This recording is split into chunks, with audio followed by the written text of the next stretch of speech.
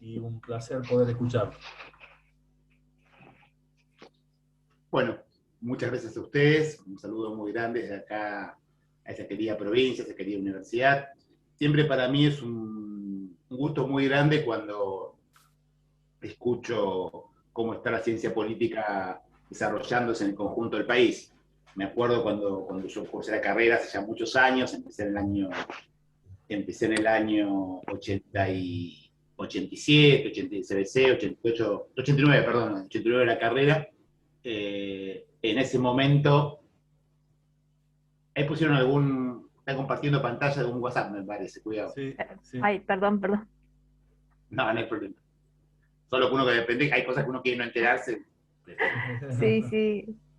A ver, disculpen. No hay problema. Ahí les comentaba que cuando empecé la carrera en 89, la carrera, si bien existía en la Argentina hace bastante tiempo, en la Universidad Católica de Buenos Aires, en la Universidad de Salvador existía, no existía una universidad pública. Y bueno, había una carrera de Relaciones Internacionales en Rosario, pero muy enfocada en temas de relaciones internacionales solamente. Claro. La licenciatura que se empezó en la UBA en el año 86, por ahí, fue la primera en una universidad pública. Y los politólogos eran algo raro. Nadie sabía que eran politólogos. Cuando alguien hablaba de politólogo, la gente miraba extrañamente. Los opinadores que ahora vemos en la tele, que aparecen como politólogos, eran sociólogos. Incluso muchos de los que ahora aparecen como politólogos son sociólogos. Marcos Novaro, para poner un ejemplo, ¿no aparecen? Porque era la identidad y, bueno, obviamente fue nuestra madre disciplinaria. Pero claro, nadie entendía nada que era un politólogo. Yo me acuerdo que un amigo mío que fue el primer graduado de la carrera, Eduardo Tabani, el graduado número 1 de la carrera, todo contento cuando se recibió, puso en su casa un cartel que decía Eduardo Tabani, politólogo. La gente del barrio le tocaba el timbre para que le arreglaran los pies. Porque obviamente eran mucho más conocidos los podólogos que los politólogos. Así que realmente después de estos años transcurridos, ver cómo la disciplina se está expandiendo es un gusto muy grande y sobre todo verla así, ¿no? Expandiéndose de esta manera federal, que es lo que realmente le da verdadera riqueza y verdadera potencia, una disciplina que no quede encerrada en la ciudad de Buenos Aires como ocurre con otras, ¿no? Así que muy, muy contentos. Bueno, brevemente, para no repetir obviamente lo que hablamos en el manual, que como bien decía Alejandro, si bien hay una edición posterior, que es del año 2015, el capítulo de Estado es más o menos lo que se escribió en el 2010. Y desde el 2010 ahora han pasado muchas cosas muy, muy profundas en términos de Estado. Para empezar, siempre me gusta recordar, cuando hablamos de Estado, recordando a mi maestro Guillermo O'Donnell, que el Estado no son solamente un conjunto de burocracias. Las burocracias, los edificios, las oficinas, el personal, todo eso es la cara visible del Estado, lo que más se ve, lo que más se nota, pero el Estado es mucho más que eso. Básicamente el Estado se lo puede ver como con 4 facetas o 4 dimensiones. Ese conjunto de burocracias públicas, obviamente, pero en segundo lugar, y con igual importancia, un sistema legal. Hay un sistema legal que ese Estado promulga, que ese Estado sanciona, que ese Estado garantiza, y que es con un conjunto de derechos, garantías, etcétera, que está entramado, que son justamente los que esas burocracias tienen que llevar adelante. A eso también hay que sumarle una tercera dimensión, que es lo que llamamos el Estado como entidad territorial, la frontera, el concepto de frontera, que hay un corte, que hay una separación, que también es otra cuestión del Estado que a veces se había olvidado, pero que ahora últimamente lo vemos con mucha más claridad cuando los estados cierran fronteras, no dejan entrar, paran los vuelos, es una dimensión muy relevante del Estado. Y una cuarta igualmente importante, que muchas veces también se deja de lado, es el Estado como foco de identidad colectiva, el Estado como la creación de un nosotros que es lo que genera ese Estado, un nosotros que podemos llamar pueblo, ciudadanía, nación, distintos conceptos, pero para abarcar lo mismo. Ese Estado existe, el Estado es el Estado para la nación, el Estado es el Estado para la ciudadanía, el Estado es el Estado para el pueblo. Eso es lo que entendemos como el Estado. El Estado, como todos ya ustedes bien saben, es una construcción relativamente moderna, si bien existieron en el pasado formas similares, preestatales de distinta naturaleza, el Estado moderno que hoy tenemos es una forma particular que se construye a partir de los restos, los resabios del mundo feudal, con un proceso de concentración del poder.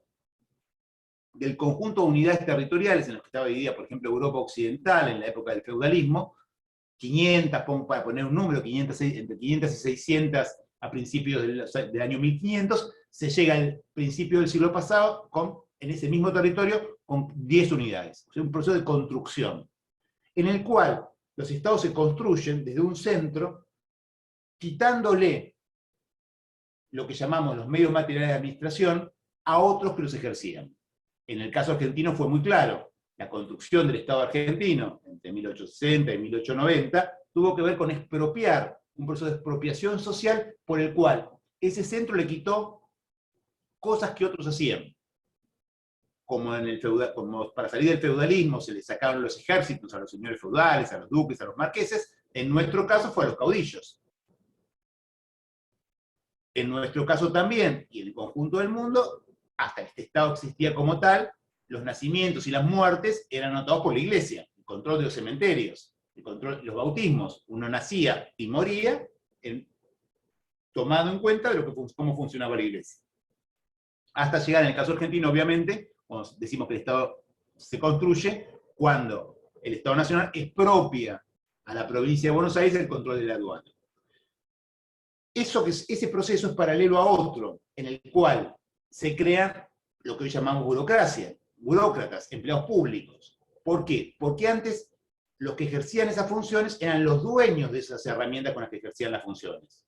De vuelta, los caudillos eran los que manejaban sus tropas, los duques eran los dueños de sus ejércitos, la iglesia la dueña de los cementerios.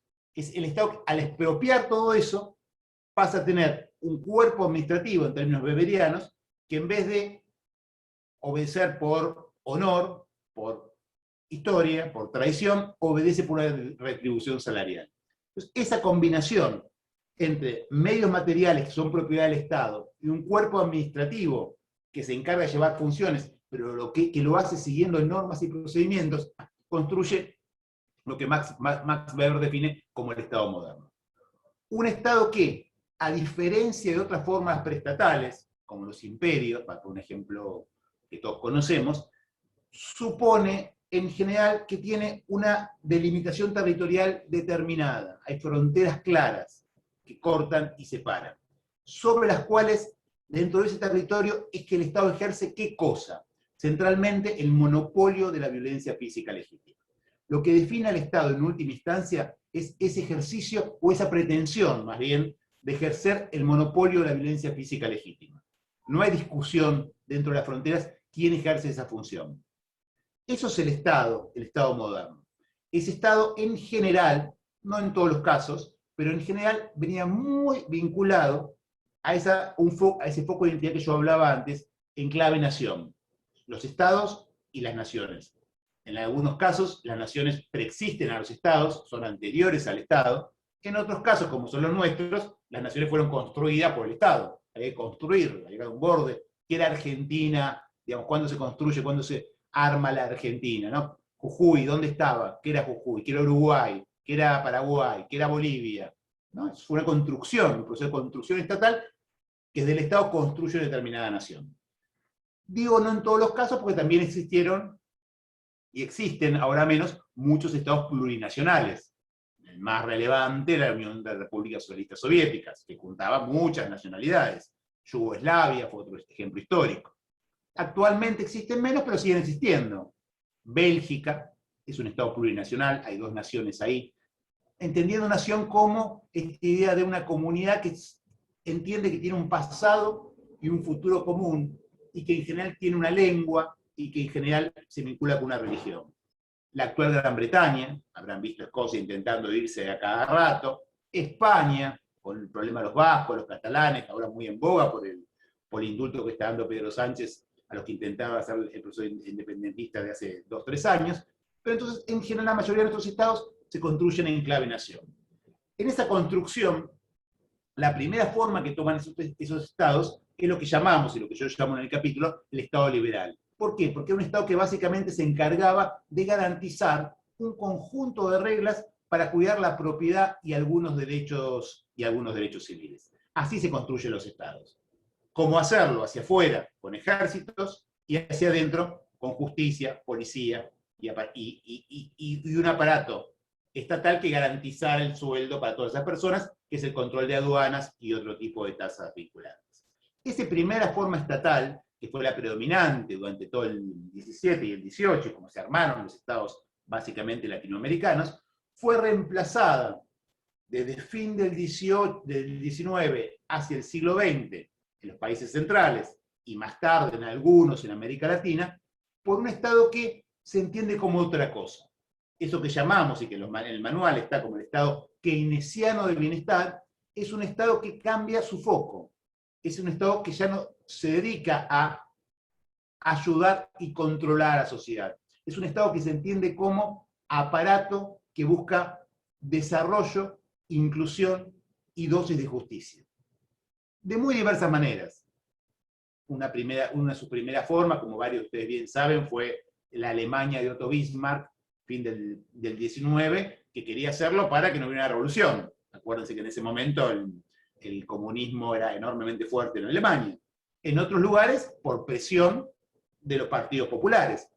Pero lo cierto es que, sobre todo a partir de la crisis del 30, que provocó un salto cuantitativo en términos de los estados, la mayoría de los estados relevantes en el planeta pasaron a vincular estas dos cuestiones.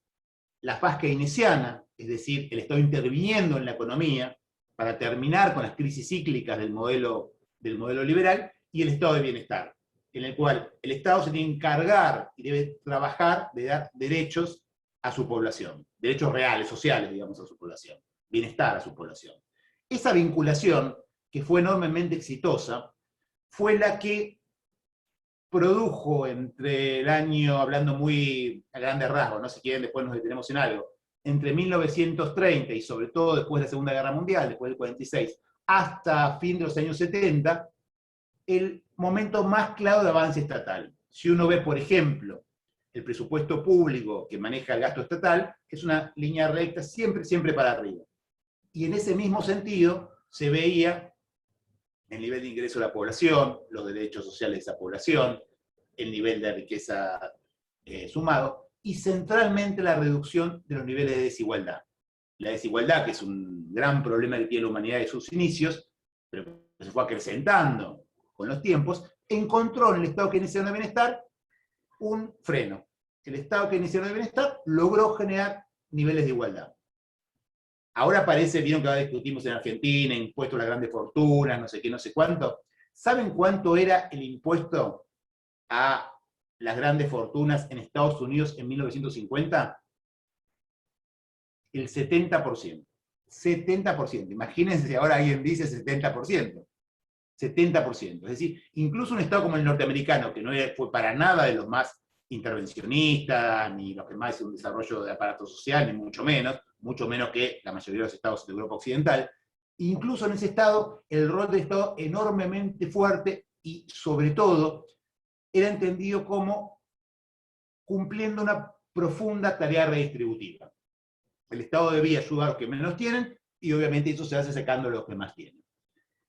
Eso que muchos llaman la edad de oro del capitalismo, la edad de oro del estado de bienestar, sindicatos fuertes que participaban en la discusión colectiva, lo que en alguna medida, ¿no?, entendemos como que fue ese momento histórico de desarrollo, empezó a entrar en crisis en los años 70. Esa es la famosa crisis cuyo disparador es la crisis del petróleo, pero no es para nada la causa, sino un conjunto de cuestiones que tienen más que ver con transformaciones en el modelo productivo. Lo cierto es que de los 70 en adelante empezamos a entrar en una nueva etapa del capitalismo. El capitalismo va dejando cada vez más de estar vinculado a la producción de cosas reales y va transformándose claramente hacia un capitalismo financiero. Esto se vio con mucha claridad en Argentina. Martínez de Dios fue el inicio de este proceso, pero fue una cuestión a escala global, ¿no? Y ahí surge lo que llamamos el neoliberalismo. El neoliberalismo, que era básicamente un conjunto de autores muy críticos a la economía anterior, empiezan a transformarse en el centro de todas las discusiones y ocupar los cargos como lo vimos en Argentina desde Martínez de Oz a Cavallo, para poner ejemplos. Dentro de ese nuevo modelo capitalista, los estados empiezan a jugar un papel complejo. ¿Por qué?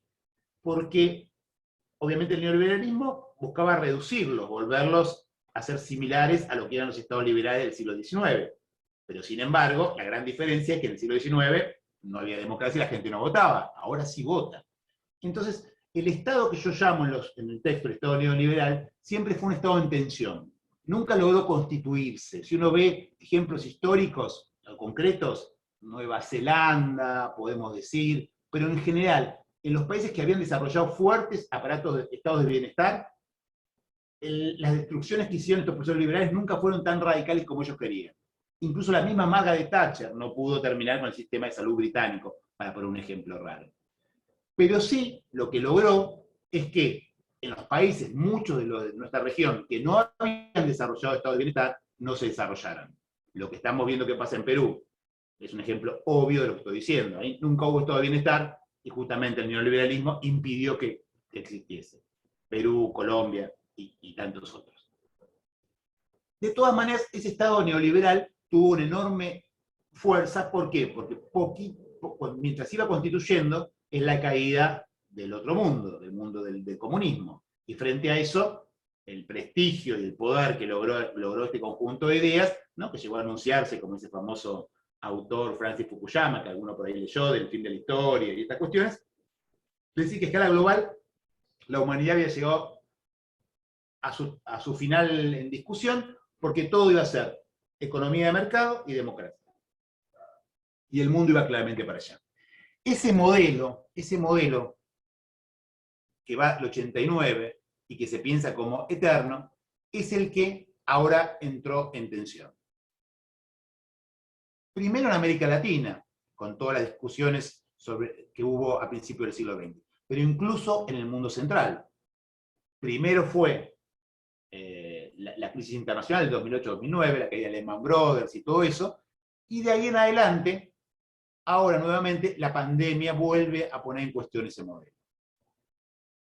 Eso estaba muy vinculado con la idea de la globalización.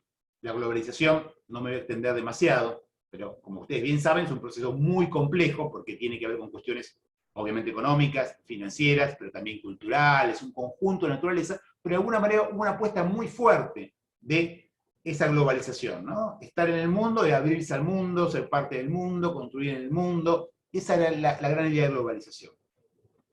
Esto fue tanto así que algunos autores señalan, que yo comparto, Nancy Fraser, una teórica feminista norteamericana muy capaz, dicen que se construyó un relato neoliberal que tenía sus dos patas.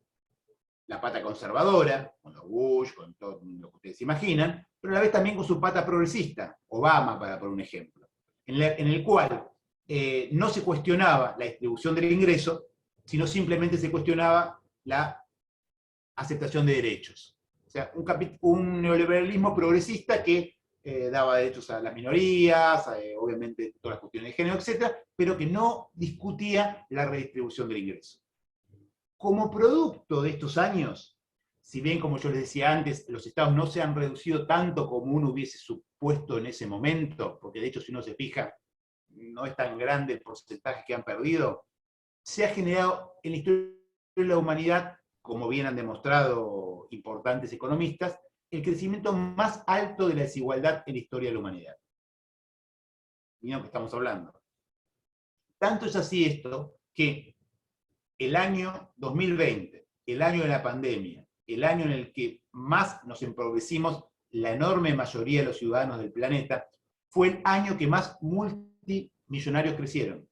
Nunca aparecieron tantos multimillonarios, según no una publicación marxista, ni peronista, ni cuestionadora, sino Forbes, la revista Forbes. Nunca hubo en el mundo un crecimiento tan alto de las personas que tienen más de $1.000 millones como en el año de la pandemia. Miren de lo que estamos hablando. Y aún más, este año, por primera vez en mucho tiempo, viendo que siempre Forbes hace el ranking de los más ricos del mundo, cuántos son los más ricos, discuten quién es el más rico, no sé qué, no sé cuánto. Casi siempre fueron norteamericanos, hubo un tiempito que fue un mexicano muy particular, Carlos Slim. Este año por primera vez hay un francés que es el más rico del mundo. ¿Saben quién es esta persona? El dueño de las marcas de hiperlujo. El dueño de las marcas Hermès, las marcas hiper exclusivas. Esa persona, miren, ¿no? Porque hasta el año pasado no veía que todos los principales de las listas eran lo tecnológico, eran Bill Gates, eran el Jeff Bezos, eran, ¿no?, todos los CEOs de las empresas tecnológicas. Es decir, que estamos entrando en una etapa muy extraña del capitalismo, en la cual a mí me gusta llamarla tecnocapitalismo, porque ya no es el capitalismo financiero que cuestionamos en los 90 o en la primera década del siglo. El de los 90 era los más ricos del mundo, los inversores, los que tenían fondos de inversión, que compraban, que vendían, no sé qué, no sé cuánto, y todos nos espantamos por estas cosas. El nuevo capitalismo está tomando otra versión que está más vinculada a esa vinculación entre lo técnico y lo financiero. Que de vuelta es una versión muy particular, porque genera obviamente un conjunto de desarrollos enormemente, esto que se ha llamado la cuarta revolución industrial, la revolución industrial de la inteligencia artificial, de la robótica, de las impresoras 3D, etc., digamos, todo lo que son, de lo que estamos hablando ahora, pero muy, muy vinculado a la financiarización. El valor de estas empresas está dado por cómo se mueven o cómo no se mueven en la bolsa, y no con lo que producen, con lo que hacen particularmente. Y a la vez también está, si uno se fija en esos listados, va a encontrar que muchas de estas empresas, que son las que más valen, las más valiosas, tienen muy pocos empleados. Algunas prácticamente no tienen.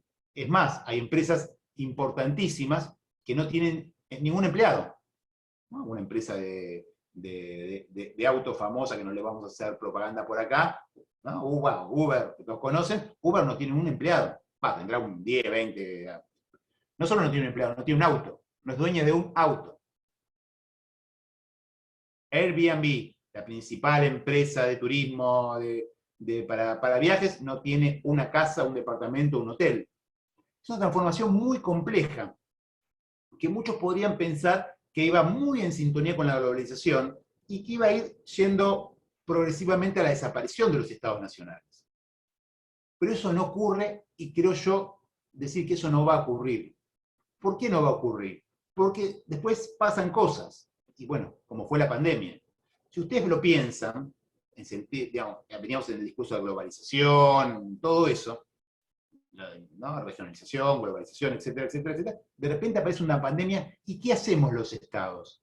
Todos los estados, ¿qué hacemos? Tomamos medidas cuasi del siglo XVII, lo que llamamos westfaliana, ¿no? Esta idea de la paz westfaliana, que como que hay una frontera, bueno, o casi feudal, no entra nadie, no sale nadie, o sea, volvió con fuerza esta idea de que, está bien, todo eso está muy lindo, pero acá que no entre aquel que está contaminado, etcétera, etcétera, etcétera. Entonces nos encontramos con un momento muy, muy interesante, obviamente, no necesariamente eso es positivo, interesante en el sentido, a veces lo interesante es lo complejo, pero que nos tiene que llevar a reflexionar qué nuevas formas y qué nuevas herramientas pueden ir tomando los estados para afrontar estos nuevos desafíos. Desafíos que son, obviamente, este tipo extraño que vemos ahora, esta pandemia que esperemos que no, pero muchos dicen que pueden seguir siendo, y también los permanentes desafíos de las nuevas tecnologías. Las nuevas tecnologías están desafiando permanentemente, ¿no? Ahora se está discutiendo en el mundo la tasa para las multinacionales y dónde se pagan, en base a qué se paga eso, en dónde se ejerce esto, en dónde no se ejerce el otro, con un conjunto de transformaciones que siguen apuntando a generar una mucha mayor desigualdad. Las tendencias contemporáneas van claramente para ese lado, en todos los aspectos. Cada vez los más ricos son mucho más ricos y los pobres siguen siendo pobres. O en todo caso dejan de ser pobres por una cuestión aritmética, pero la desigualdad se va extremando de una manera abismal. Si esto es complicado en el mundo, y llama la atención, y son discusiones, habrán visto el propio presidente de Estados Unidos planteando estas cosas, digamos, no son cuestiones marginales. ¿Qué nos queda a los que vivimos en la región más desigual del mundo? Que es justamente la nuestra. Que siempre fue, no es que antes iban de cierta igualdad a más desigualdad. Nosotros vamos de mucha desigualdad a todavía una peor desigualdad. ¿Cómo encarar lo que viene? ¿Cómo encarar la discusión sobre el Estado que tenemos por delante? Yo creo que hace falta repensar muchas cosas. Los instrumentos, las herramientas, las ideas que tenemos para hacerlo. y repensarlo de una manera muy abierta y muy firme a la vez, que nos permita poner en cuestión algunas cuestiones, más o menos centrales, para repensar y tener capacidad de operar sobre este mundo. Es muy difícil, y tenemos que aceptarlo, es muy difícil poder pensar que grandes niveles impositivos se pueden mantener en un solo país, y sobre todo en países como los nuestros. Digamos que Argentina puede seguir manteniendo el alto nivel de impositivo que tiene cuando todos tus vecinos no lo hacen, es complejo. Acá, si uno piensa hacia dónde tendría que empezar a ir la regionalización, los procesos de construcción regional, etc., sin ninguna duda hay que pensar muy, muy fuertemente en lo impositivo. En segundo lugar, la conectividad. La conectividad no solo a Internet, sino conectividad física. Nuestra región es una región que somos una región, pero mira el mundo. Cada uno ve por dónde salir. Ustedes ahí por eso están más perjudicados, pero en todos los lugares están viendo cómo hay un puerto, uno se conecta al mundo yéndose para afuera, no con el que está de al lado. Trabajar fuertemente la conectividad física es otra herramienta indispensable para hacerlo. Y en tercer lugar, la vinculación económica. Uno puede querer construir construcciones regionales y siempre a uno le gusta, bueno, lo educativo, lo cultural, etc. Eso es fácil, se hace, firmamos convenios, validamos títulos, algunos tienen su problema, pero en general eso. Lo más difícil es lo otro, que es poder generar cadenas de valor en común. ¿Y por qué es tan relevante esto? Porque mientras no logremos hacer esto, vamos a seguir discutiendo con Brasil cuántos autos vende uno al otro, vamos a seguir discutiendo con Bolivia cuánto es el déficit comercial entre uno y el otro, y vamos a tener un discurso maravilloso de la hermandad, pero en los hechos no vamos a poder traducirlo a la realidad, porque vamos a estar mirando a ver en cada caso una cuestión o la otra. Son cuestiones que hay que pensar profundamente, sabiendo que, de vuelta, que es un mundo enormemente complejo, que los desafíos tecnológicos no son broma. Escuchaba recién una conferencia la semana pasada que en Corea ya el 10% de la fuerza de trabajo ha sido reemplazada por robots. El 10%. Y eso todo hace que siga en aumento. La inteligencia artificial está planteando estas discusiones en el día a día. ¿Cómo se trabaja con eso? Obviamente uno puede decir, bueno, la prohíbo, como hacían los viejos rebeldes que iban a romper las máquinas en los talleres británicos. Pero eso no tiene sentido. Sabemos que por ahí no va la historia. Entonces, ¿qué hay que pensar? Estados con nuevas capacidades para poder regularlas, conducirlas, pensarlas, armarlas. Ese es un poco el desafío del Estado que uno puede pensar como los desafíos para un Estado global. Sabiendo que siempre la clave va a ser nacional. ¿Por qué? Porque todos los Estados se deben, como decíamos al principio de esta charla, a su foco de identidad. ¿Por qué? Porque están los votos. La legitimidad viene de que se apoyen ellos centralmente. El Estado, la política se sigue definiendo claramente en clave nacional, incluso en lugares que han avanzado con una construcción regional mucho más que nosotros, como la Unión Europea. Las discusiones se toman, se votan, se ganan, se pierden las elecciones por justamente cómo se sienten y cómo son gobernados cada uno de los países, y lo otro es bastante supletorio. Entonces, desde nuestro lugar, tenemos que trabajar fuertemente esto. Cómo somos capaces de mantener e incrementar los estados de bienestar sin seguir subiendo el nivel impositivo, que la última década lo subimos prácticamente 10 puntos, o sea, 10 puntos que dejó de tener, y que tampoco uno puede seguir subiéndolo porque eso va ahogando la actividad económica. Hay dos discursos que son los dos falsos, los que dicen no, hay que bajar a cero los impuestos porque todo lo demás es distorsión, no sirve para nada, es el discurso del neoliberalismo que algunos opinólogos extraños lo sostienen en la tele, pero tampoco es sostenible pensar que uno puede seguir aumentando los impuestos ad eternum porque justamente el capital viaja. Y en una sociedad capitalista eso es así, nos puede gustar más, nos puede gustar menos. Una sociedad capitalista se define, ¿saben cómo se define una sociedad capitalista? Centralmente porque entendemos que la inversión que desarrolla el capital es una decisión individual, no es una decisión colectiva. O sea, la decisión que más impacto público tiene, porque si los capitalistas invierten mucho nos va muy bien, si no invierten nada nos va muy mal, no es colectiva, la hacen individuos. Entonces, lo que esos individuos entiendan que es intolerable, se termina transformando en intolerable. Entonces, entre esas dos cosas, ¿qué tenemos que pensar? estados mucho más eficientes, estados mucho más inteligentes, estados mucho menos fofos. No es tanto la discusión de otra época entre estado grande y estado chico. Estados inteligentes, estados que asuman las nuevas tecnologías, estados que se atrevan a plantear nuevos desafíos, estados que sean capaces de entrar en otro tipo de vinculación con el mundo. Un conjunto de cuestiones que nos pueden permitir seguir gestionando en un mundo global. El mundo global va a seguir estando. Digamos, las finanzas se han transformado, digamos, han escapado de cualquier otra, de cualquier control, por más que la logramos lo impositivo, si ponemos la tasa, cerramos los paraísos fiscales, etc. Hay una lógica del capitalismo contra la que uno no puede ir. Como yo digo siempre, en los años 60, el principal puesto en cualquier empresa era el encargado de producir lo que iba a producir, el que producía los autos. Ahora el principal es el financiero o el publicitario, que me dice que tal teléfono y logra que las acciones suban a no sé cuánto y no bajen rápidamente después. Ese mundo está. Entonces, lo que requerimos de las capacidades estatales son de una sintonía mucho más fina, de una mucha mayor incorporación de tecnología, de una mucho mayor pensamiento, digamos, profundo, para generar estados capaces de poder moverse en un mundo cada vez más complejo y moverse contra la corriente. Porque de vuelta, la corriente hace un crecimiento claro de la desigualdad. Si uno no se mueve muy bien, si uno no es capaz de nadar muy bien contra esa corriente, lo que vamos a ir viendo de acá en adelante van a ser sociedades cada vez más injustas. Y de vuelta, si eso es un problema que preocupa enormemente a Biden, el presidente de Estados Unidos, ¿cómo nos va a preocupar a nosotros que estamos en una de las regiones, como dije antes, la región más desigual del mundo? Bueno, para abrir la charla, ese es mi aporte a la discusión de hoy. Muchas gracias, doctor. La verdad que un placer enorme poder escuchar sus conceptos muy claros. Les vamos a pedir a quienes nos están acompañando que por favor vayan dejando las preguntas en el chat y vamos a ir leyendo, así podemos tener un orden. Me permito hacerle una primera pregunta, doctor, en referencia a esto que usted muy claramente explicaba.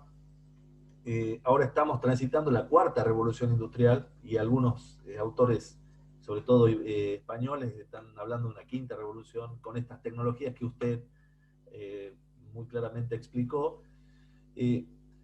¿Usted cree que esto que nos está pasando con el sistema financiero, que es muy difícil domarlo, sobre todo en este contexto de nuevas tecnologías en el que esta etapa de la globalización ha favorecido enormemente al sistema financiero, como ya en algún momento lo debe haber hecho seguramente en el caso de las ciudades italianas, cuando empiezan a surgir los primeros bancos y demás, ¿no?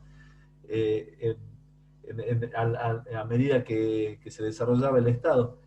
¿Usted cree que que las leyes, la normatividad, esto que nosotros tenemos en claro que fue los inicios del constitucionalismo, después de la Revolución Francesa, ha quedado en desuso el derecho, en este caso, en cómo normativizar estas nuevas etapas que usted dice producto del capitalismo y el desarrollo productivo? Sí, en buena medida sí. Seguimos trabajando con herramientas muy viejas para fenómenos muy complejos. A los estados nos cuesta poco intentar regular. Y en esas regulaciones, en general, somos bastante brutos, ¿no? ¿No? Nos cuesta mucho trabajar esta complejidad de soluciones tan diversas porque uno no tiene muy claro cómo hacerlo. Digo, el Estado le fácil, bueno, esto es malo, lo prohíbo. ¿No? Narcotráfico es malo, lo prohíbo. ¿Qué pasa con la inteligencia artificial? ¿Qué pasa con los robots? ¿Qué pasa con, es malo, bueno, lo prohíbo, no prohíbo? No es blanco-negro.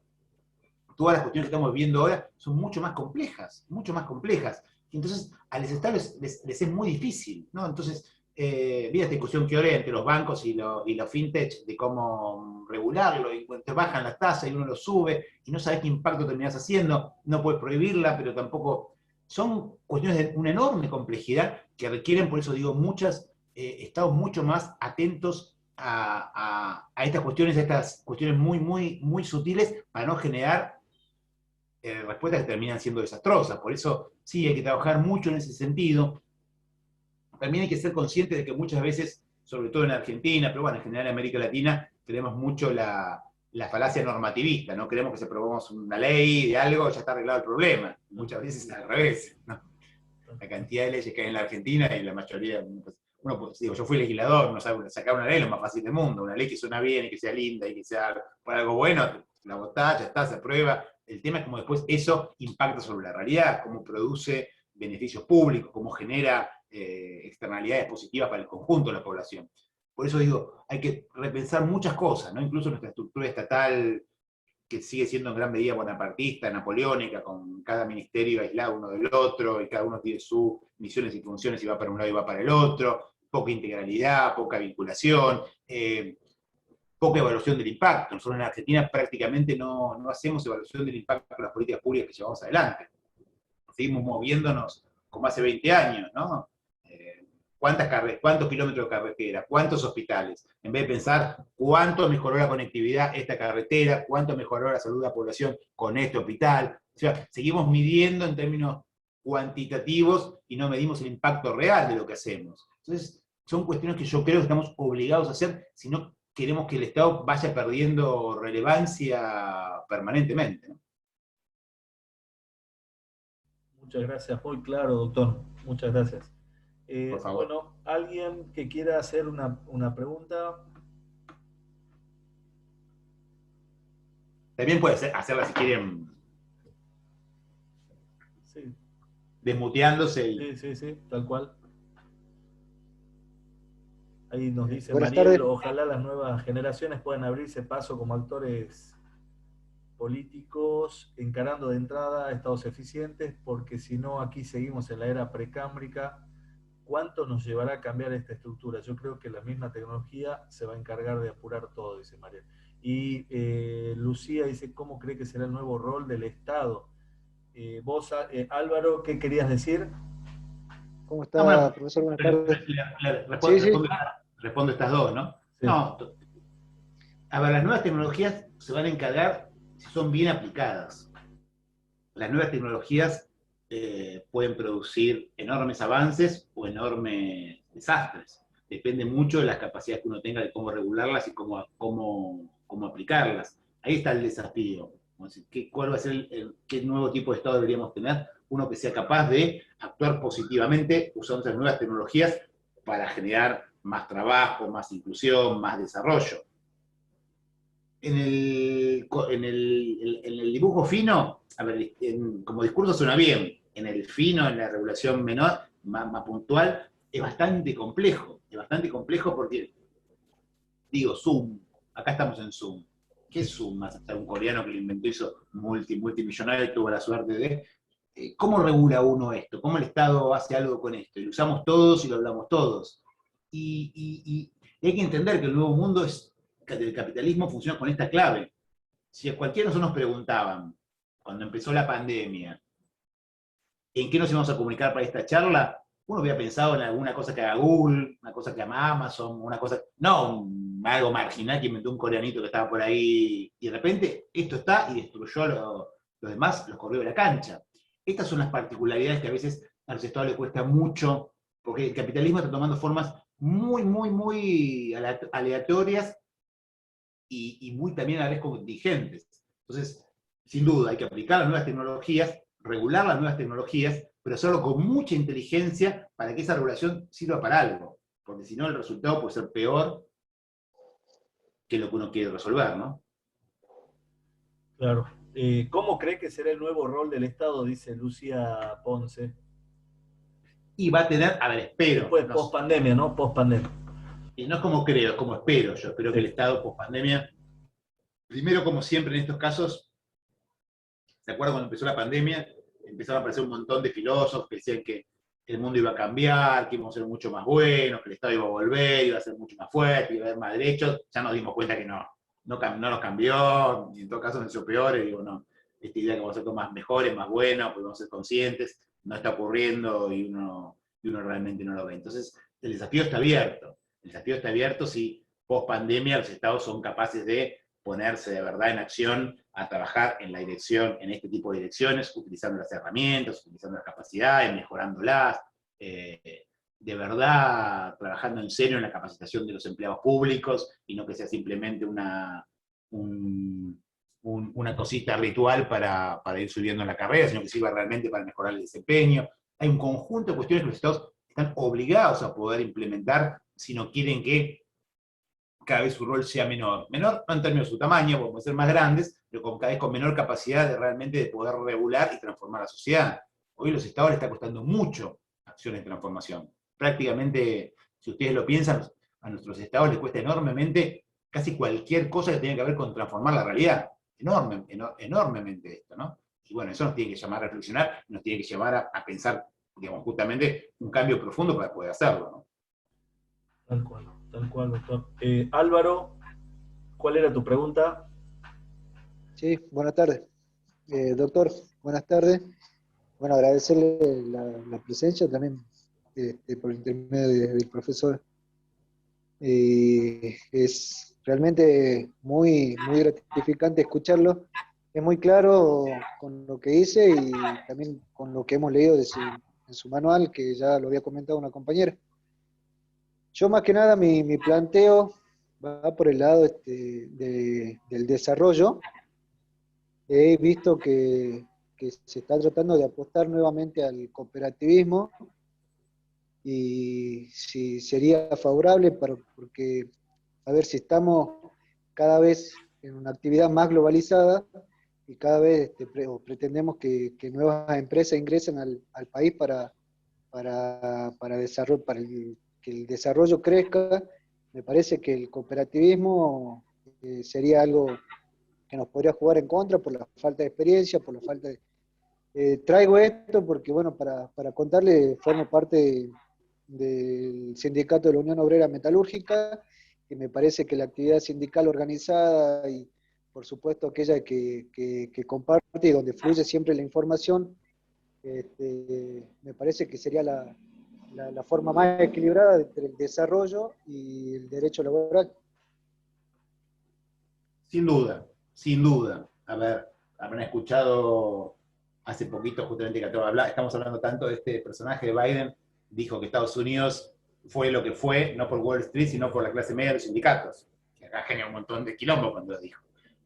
Pero claro, es el capital, el trabajo organizado, el que puede ser la contraparte que pueda frenar, que pueda condicionar al otro jugador. Y esto es una cuestión muy lógica, una cuestión de acción colectiva. ¿Por qué? Para que se entienda fácil, en términos bien conceptuales. El capital está agregado, el capital actúa agregado. ¿Qué es el capital? Uno junta un montón de plata y la tiene y actúa. El trabajo no se puede agregar, pues somos individuos aislados, cada uno por su lado. La única forma que tenemos de emparejar un poco esa balanza es agregándolo colectivamente, con la acción colectiva que genera instrumentos como los sindicatos para poder poner esto en cierto plano. Si no, esto es así, obviamente. Entonces, ese rol es absolutamente central. Es absolutamente central y requiere centralmente una discusión muy profunda para que sea valorizado como tal, y que también entendamos que hay cuestiones que hay que abordar. Nosotros en Argentina tenemos prácticamente fuera de la formalidad a la mayoría de los trabajadores, Bueno, eso es una debilidad enorme. Esto condiciona enormemente la capacidad de los sindicatos de cumplir su función y también la capacidad del Estado de desarrollar la economía. Porque cuando hablamos de informalidad, en general uno piensa en la persona que está vendiendo productos, pero esa informalidad también son los empresarios que actúan totalmente al margen del funcionamiento de la ley.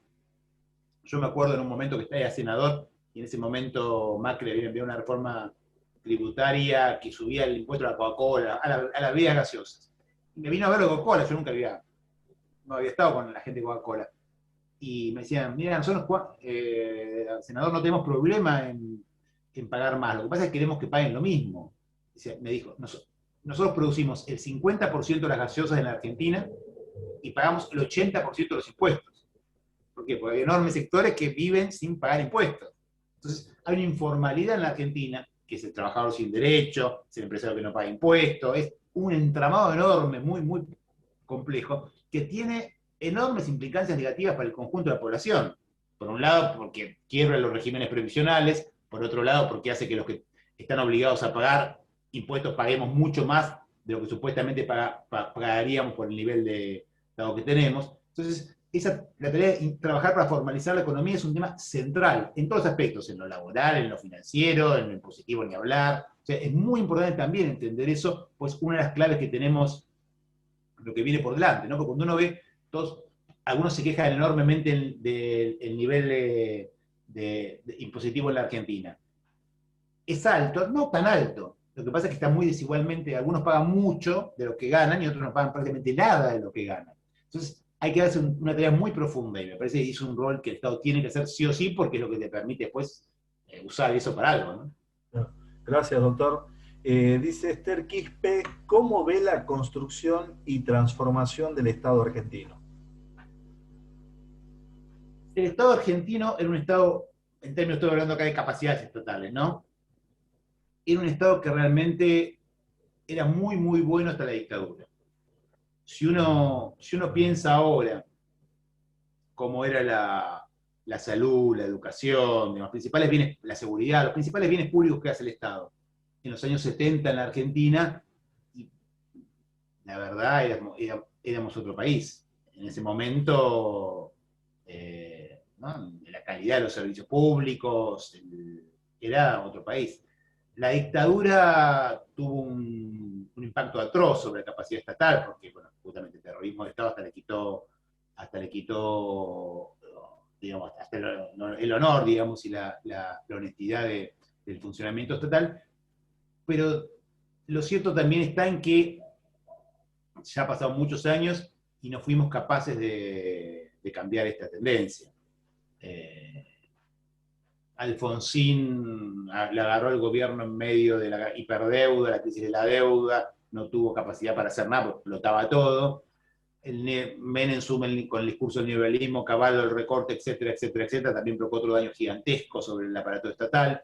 Nosotros, cuando nos tocó gestionar, empezamos a trabajar y se lograron desarrollos bastante importantes en términos de capacidades estatales, oficinas que antes prácticamente eran marginales o residuales como el ANSES, que ahora cumplen un rol muy, muy distinto, el cambio en la documentación, que antes ¿se acuerdan? Los que tienen más edad, lo que era sacar un documento en la Argentina, hay que esperar un año, y ni hablar un pasaporte.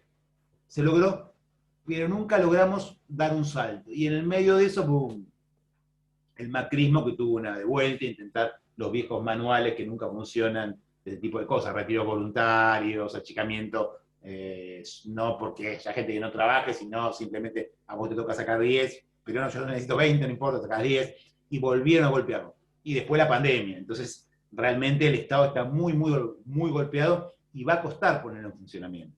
Va a costar, pasará en Jujuy, pasa acá, pasa en todos lados, con los empleados que están trabajando, que estamos trabajando de manera virtual.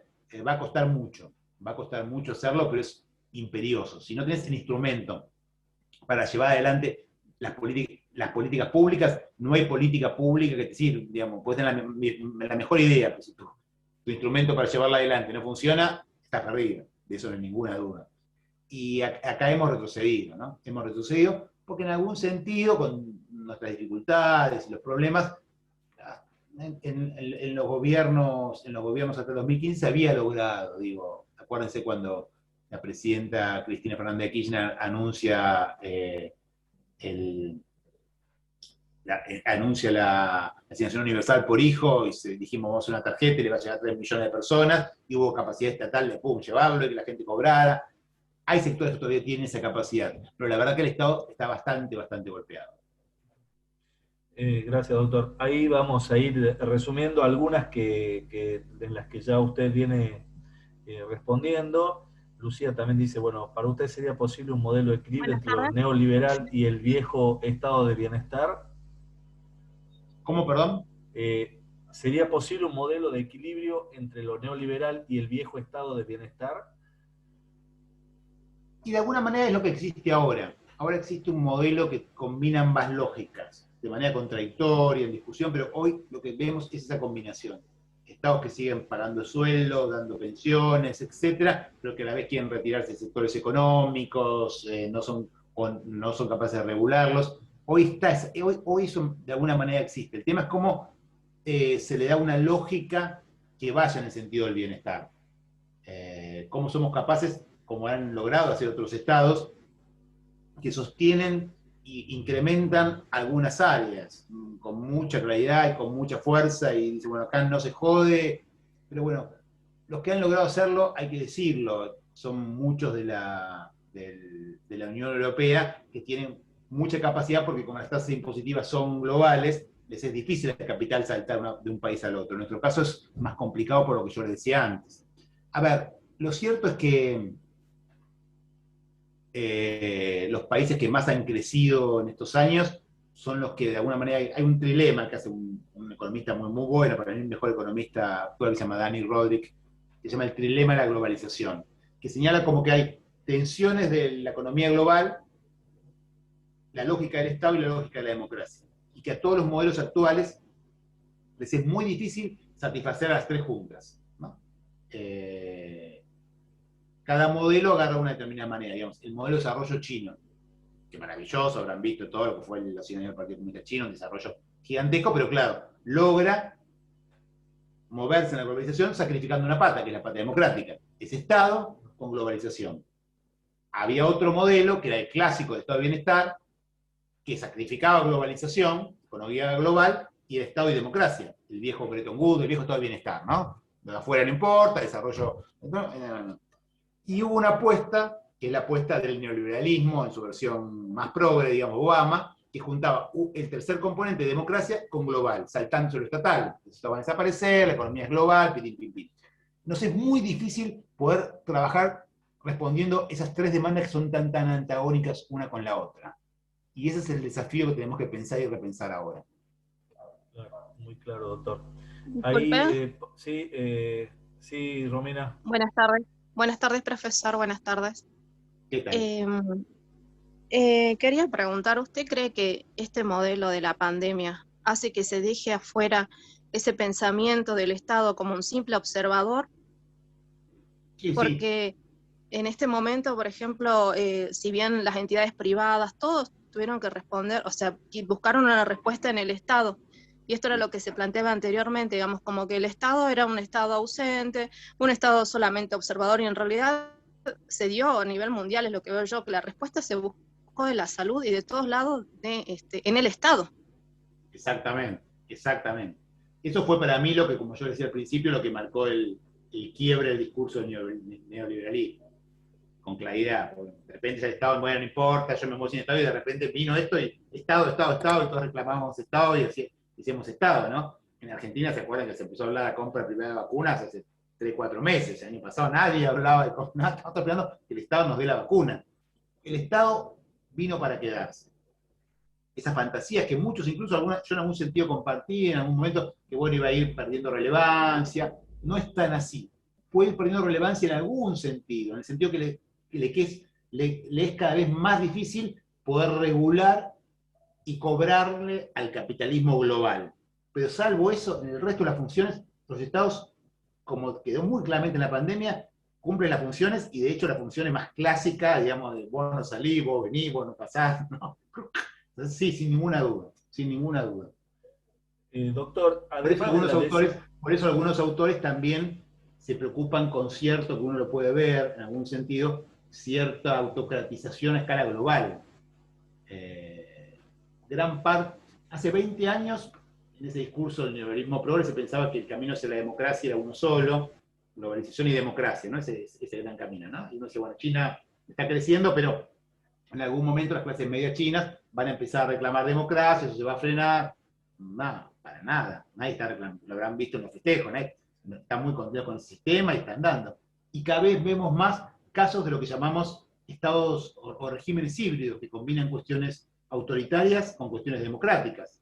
Pila, que conocemos todos de la realidad. Hay un proceso fuerte de autocratización que tiene que ver con que, bueno, también el Estado cuando jugó así fuerte y se lo vio jugando fuerte, y eso no necesariamente es bueno. Es bueno, digamos, no necesariamente es bueno, sobre todo si se pierde calidad democrática y libertades para poder ejercer los derechos, ¿no?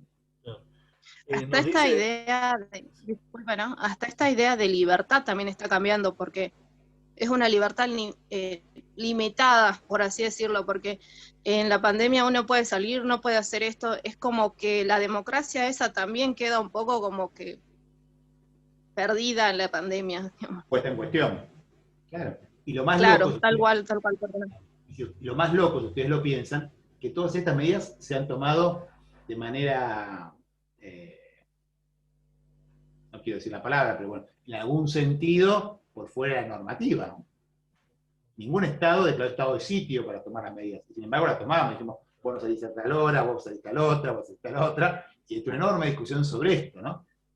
Y si a eso le sumamos la complejidad argentina, que se hizo sobre diseños federales, el quilombo fue mayor, porque acuérdense que el federalismo, a diferencia del Estado unitario, por definición, hay competencias compartidas, competencias concurrentes y competencias originarias de las provincias. Entonces, todas estas discusiones que acá nos llamaron mucho la atención, entre si Rodríguez Larreta cierra las escuelas, no cierra, y si Axel, y si no sé quién, y si tal cosa, la verdad que el año pasado ocurrió en todos los países federales del mundo.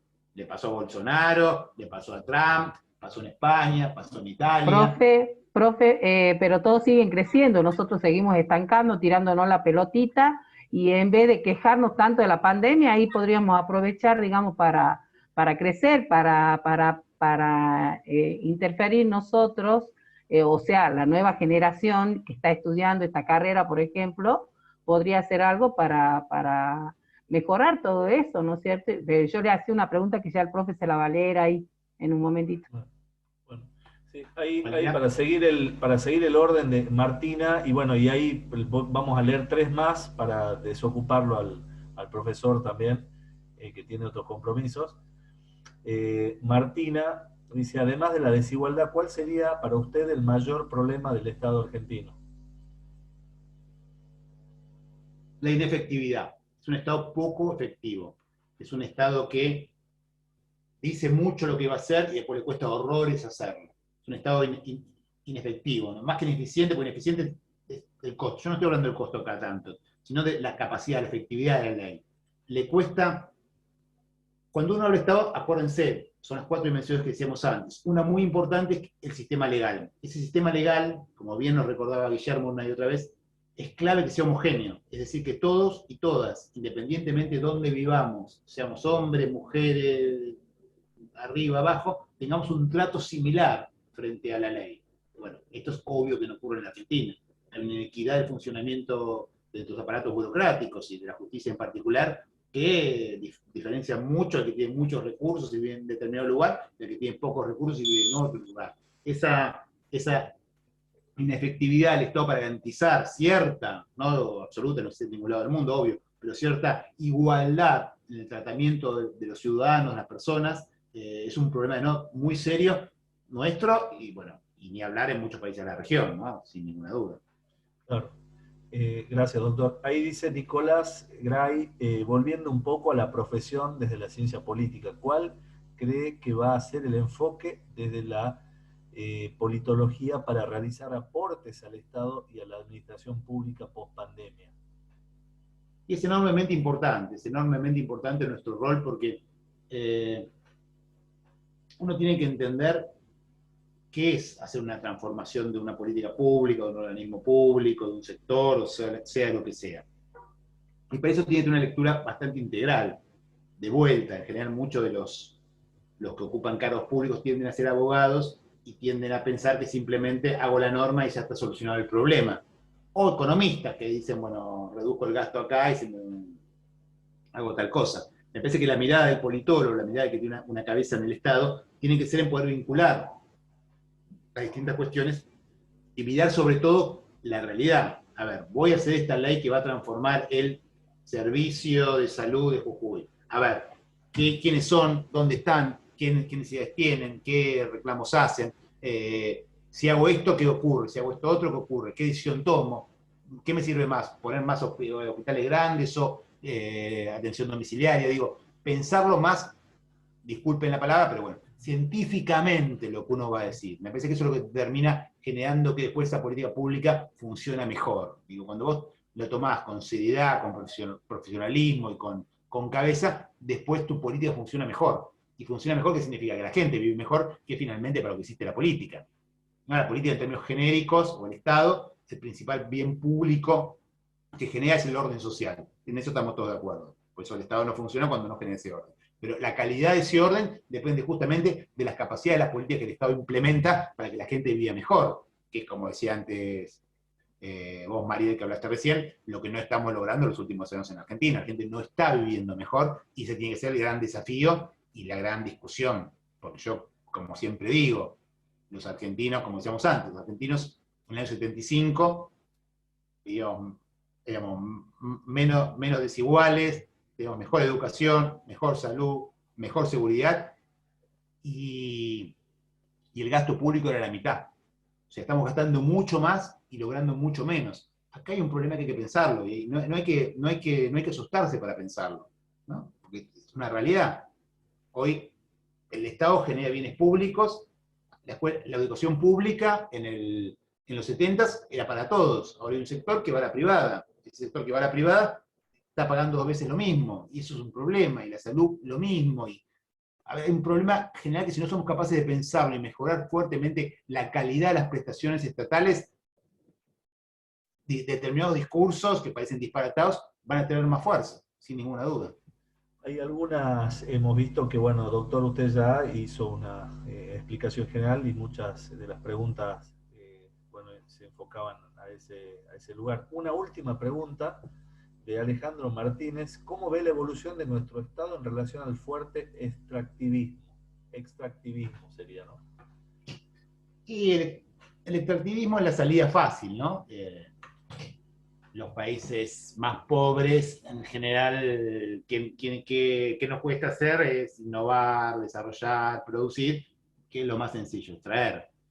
Y muchas veces, incluso es entendible, en regiones muy pobres, que dicen, mirá, está todo eso abajo, acá la gente está muriéndose de hambre. Me parece que hay que dar discusión muy macro, porque el tema ambiental es un tema que también esta pandemia lo pone en cuestión, bueno, y lo menciona permanentemente el Papa.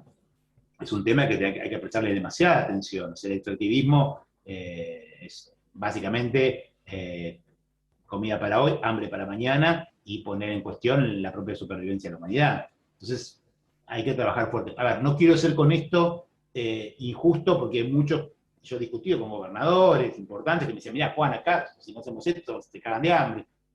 Cierto, pero tenemos que pensar, si decimos, bueno, esto no, o no así, y pensar marcos regulatorios que permiten otro tipo de llegada, decir, bueno, esto no, pero bueno, eso voy a tardar más tiempo, bueno, entonces te tengo que subsidiar, digamos, hacernos responsables del fenómeno, no caer en el ambientalismo, yo digo, el ambientalismo bobo quiere prohibir todo, porque entonces nos morimos todos de hambre, pero tampoco en un extractivismo que termina generando daños gigantescos y condenando poblaciones enteras a vivir situaciones que ninguno va a querer vivir, porque justamente muchos de los que dicen que quieren estas cosas viven en otro lugar donde se ocurren estas cuestiones. Así que me parece que es otro tipo también de vuelta, volviendo a capacidad del Estado, es claramente capacidad del Estado. No es decir tal actividad sí o tal actividad no, es decir tal actividad como solo así. Pero no me da, no la haces. Y tener la capacidad de decir, no, mira, si esto no garantizás que no tiene impacto ambiental negativo, no se hace. No se hace. Bueno, y apostar a eso es más complejo, es más difícil. De vuelta, las soluciones de los estados son siempre, a los estados nos cuesta, a los que hemos gestionado, en mi caso, es fácil hacer lo que es blanco-negro. Prohíbo esto, permito esto. Eso es sencillo, es sencillo. Es una ley, se prohíbe hacer, qué sé yo, la discusión actual de, bueno, la ley que sacaron en Tierra del Fuego de las salmoneras. Qué sé yo, prohibirlo directamente, quizás es mucho mejor pensar cómo garantizás que se haga de una manera que sea ambientalmente sostenible, aunque sea improductivo, aunque sea ineficiente en términos económicos. Y te dicen, no, pero si no me conviene, entonces no lo hagas, pero no prohíbo la actividad. Que alguno piense, que alguno se caiga una idea, que alguno invierta plata, que alguno haga algo y los obligues a hacer las cosas bien. Me parece que esas son las salidas más importantes y obviamente, digamos, sí, trabajar muy, muy fuertemente para que el extractivismo en su versión brutal no siga avanzando en la Argentina, porque, digamos, gran parte de lo que nos ocurre tiene que ver con la forestal, por ejemplo.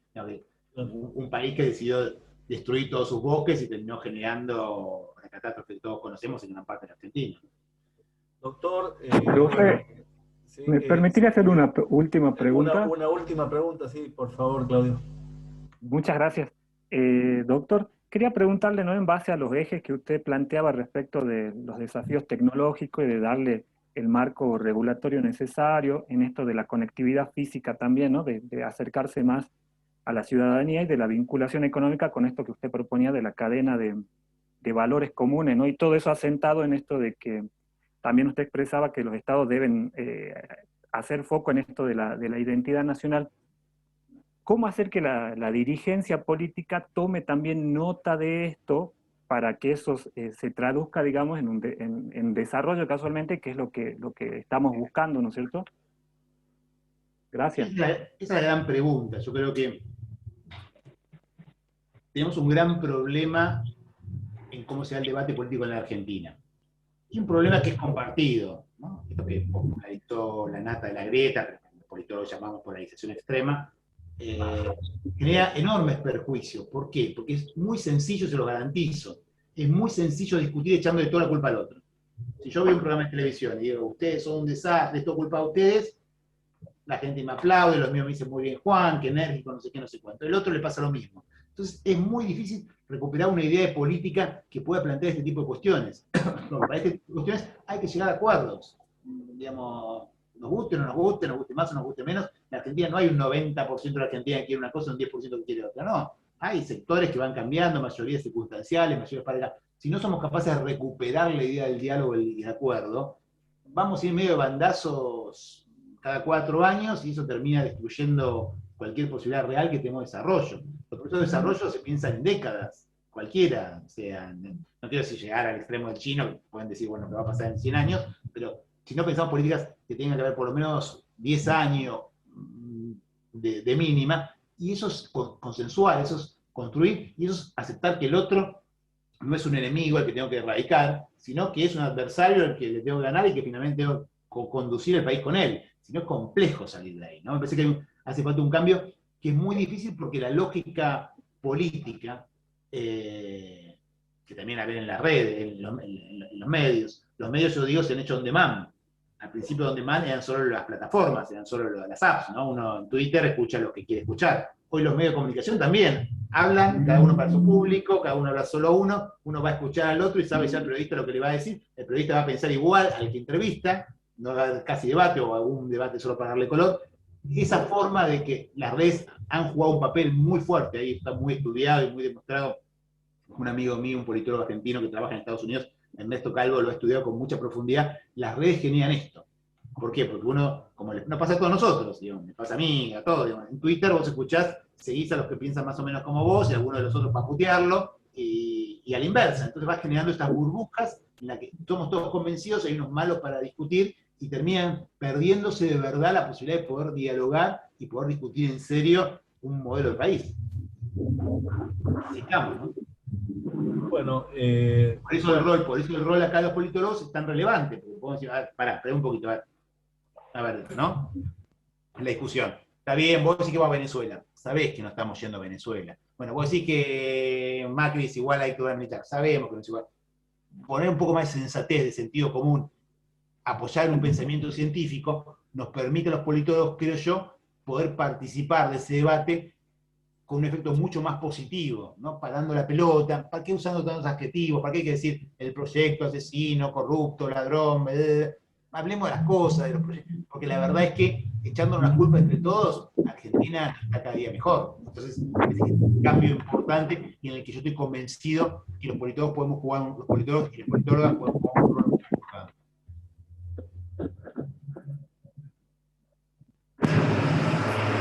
Bueno, ahí les queríamos aprovechar, bueno, nuevamente, doctor, agradecerle esta impresionante charla que nos dio, esta clase magistral que nos dio, sobre todo representando todo este cúmulo de pensamiento que tienen nuestras alumnas y nuestros alumnos de esta nueva carrera de Ciencia Política de la Universidad Nacional de Jujuy, en nombre del doctor Guillermo Farfán y todo su equipo que dirigen la carrera de Ciencia Política, de nuestra cátedra y de todos los que estamos aquí presentes. Bueno, agradecerle nuevamente. Seguramente lo vamos a estar invitando nuevamente en algún momento para para poder escucharlo. Esperemos alguna vez presencialmente. Sí, el año próximo, ojalá, o antes, si vamos solucionando esto de la pandemia, lo que nos gustaría, por supuesto, poder tenerlo acá en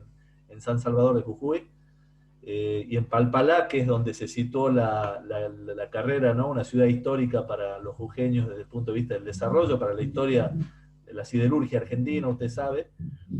Y bueno, la verdad que impresionante la charla, sobre todo con la experiencia que usted tiene en gestión y combinando su gran experiencia de docente, llevando a la realidad política con ejemplos claros que esto realmente nos queda muy claro, ¿no? El poder llegar a desentrañar cómo evolucionó el Estado, ¿no? Cómo evolucionó y sobre todo la gran evolución después en el siglo XIX y ahora que estamos en transición hacia la cuarta revolución industrial. Así que realmente impresionante su charla, doctor. Muchas gracias.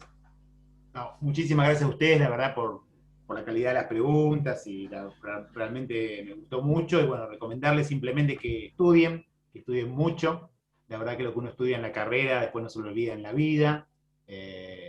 Dedicarse horas a un buen texto y a destruirlo, amarlo, construirlo, es una oportunidad única que tienen que aprovechar mucho, y me parece, estoy absolutamente convencido, que decía antes, que ahí nuestro rol es central, porque todo lo que podemos aportar de esa mirada, una mirada desacralizada de la política, una mirada que no ve ángeles y demonios, una mirada que parece raro decirlo ahora, pero no medieval, ¿no? De buenos y malos, que se pelean y son todos terribles, es lo que nos tiene que enfocar. Bueno, che, acá tengo un problema, no funciona el hospital de tal lugar, che, acá los expedientes no salen nunca, che, acá esta oficina hace 20 años no funciona para nada. Ese tipo de mirada de sentido común práctico, pero fuertemente apoyado en un conocimiento científico, es lo que más requerimos para tener un Estado de una calidad distinta, indispensable después para cualquier política se pueda realizar. ¿No? En Argentina, proyectos, ideas sobran, digamos. No es que tenemos que pensar proyectos, hay que ver cómo construimos herramientas que tengan la capacidad de llevarlas a la práctica y llevarlas a la realidad, ¿no? Así que, bueno, muchas gracias a ustedes nuevamente, y bueno, esperemos compartir una buena charla presencial en algún momento. Así es, muchas gracias, doctor. Gracias a todos los presentes, a todas las presentes. Así que bueno, muy buen fin de semana y hasta un próximo encuentro. Gracias, doctor. Igualmente, gracias, muchas gracias. Hasta luego. Buen fin de semana. Hasta luego. Gracias, muchas gracias, hasta luego. Gracias. Gracias.